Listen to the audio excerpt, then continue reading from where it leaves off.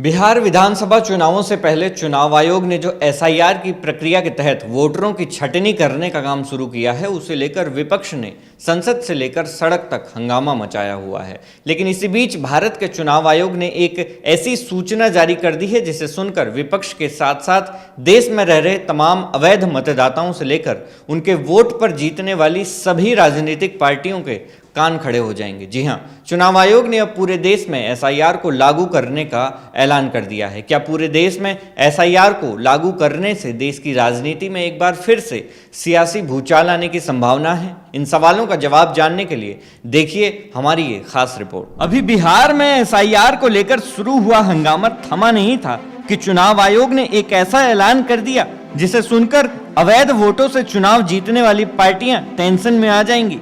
जी हां, चुनाव आयोग ने यह ऐलान कर दिया है कि अब एसआईआर को पूरे देश में लागू किया जाएगा। भारत में हर चुनाव से पहले मतदाता सूची को अपडेट किया जाता है ताकि सिर्फ सही और योग्य लोग ही वोट डाल सकें। लेकिन इस बार चुनाव आयोग ने पूरे देश में एक खास अभियान शुरू करने का फैसला किया है जिसे कहते हैं विशेष गहन पुनरीक्षण यानी एसआईआर। इसका मकसद है मतदाता सूची को पूरी तरह साफ करना ताकि उसमें कोई गलत या डुप्लीकेट नाम न रह जाए। 24 जून 2025 को चुनाव आयोग ने एक आदेश जारी किया जिसमें कहा गया कि मतदाता सूची की अखंडता यानी उसकी सटीकता को बनाए रखना स्वतंत्र और निष्पक्ष चुनावों के लिए बहुत जरूरी है।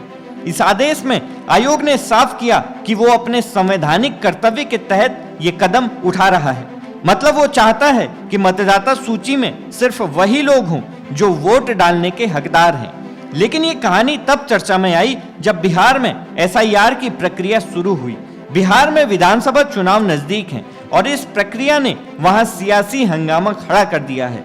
आयोग ने बताया कि बिहार में इस जांच के दौरान कई चौंकाने वाली बातें सामने आई हैं। 18 लाख मृत मतदाताओं के नाम, 26 लाख ऐसे लोग जिन्होंने अपना निर्वाचन क्षेत्र बदल लिया और 7 लाख डुप्लीकेट नाम यानी एक ही व्यक्ति के दो नाम मतदाता सूची में मिले। इसके अलावा कुछ ऐसे लोग भी पाए गए जिनके बारे में शक है कि वो नेपाल, बांग्लादेश या म्यांमार से आए हैं। चुनाव आयोग का कहना है कि वो इन गलत नामों को हटाकर मतदाता सूची को और मजबूत करना चाहता है। आयोग ने सुप्रीम कोर्ट में भी ये साफ कर दिया है कि आधार कार्ड, वोटर आईडी और राशन कार्ड का इस्तेमाल सिर्फ पहचान सत्यापन के लिए हो रहा है, न कि नागरिकता साबित करने के लिए। सुप्रीम कोर्ट में इस मामले की सुनवाई चल रही है। 10 जुलाई को कोर्ट ने आयोग से कहा था कि आधार, वोटर आईडी और राशन कार्ड को सत्यापन के लिए स्वीकार करना चाहिए, लेकिन आयोग ने इसका विरोध किया और कहा कि ये दस्तावेज नागरिकता का सबूत नहीं है। अब इस मामले की अगली सुनवाई 28 जुलाई 2025 को होगी। दूसरी तरफ बिहार में एसआईआर का काम तेजी से चल रहा है। आयोग के मुताबिक 25 जुलाई तक 80% से ज्यादा मतदाताओं ने अपने फॉर्म जमा कर दिए हैं। 1 अगस्त को ड्राफ्ट मतदाता सूची आएगी और 30 सितंबर को फाइनल लिस्ट जारी होगी। लेकिन कई इलाकों से शिकायतें भी आ रही हैं। कुछ जगहों पर बूथ लेवल ऑफिसर्स यानी कि बीएलओ की लापरवाही की बात सामने आई है। कुछ लोगों का कहना है कि उनके पास जरूरी दस्तावेज नहीं है और वो डर रहे हैं कि उनका नाम कहीं कट न जाए। अब आयोग ने ऐलान किया है कि बिहार के बाद पूरे देश में एसआईआर लागू किया जाएगा।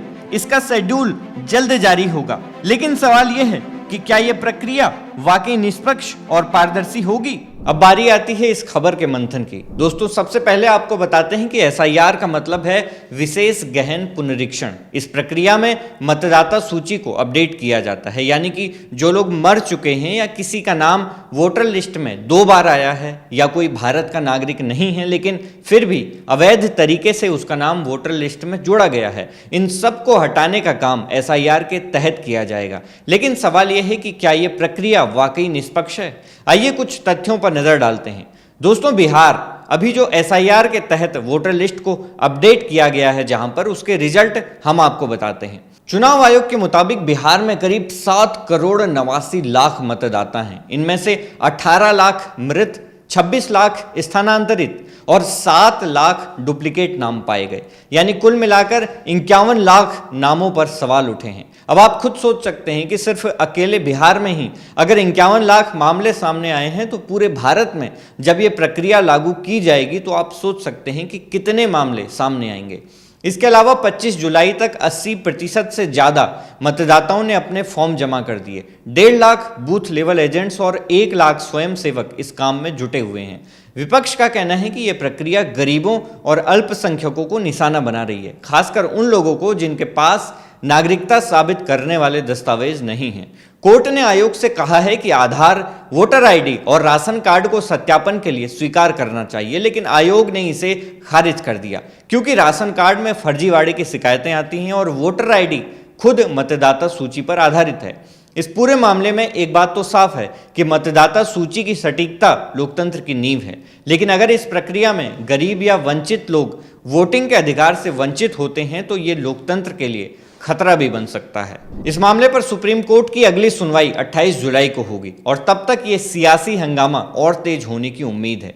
आपकी इस पर क्या राय है? क्या ये प्रक्रिया वाकई मतदाता सूची को मजबूत करेगी या ये कुछ लोगों के वोटिंग अधिकार को छीन लेगी? हमें कमेंट्स में जरूर बताएं और हाँ, ऐसी ही खबरों के लिए सरकारी मंथन को सब्सक्राइब करना ना भूलें। मैं हूं उमेश द्विवेदी और आप देख रहे थे सरकारी मंथन।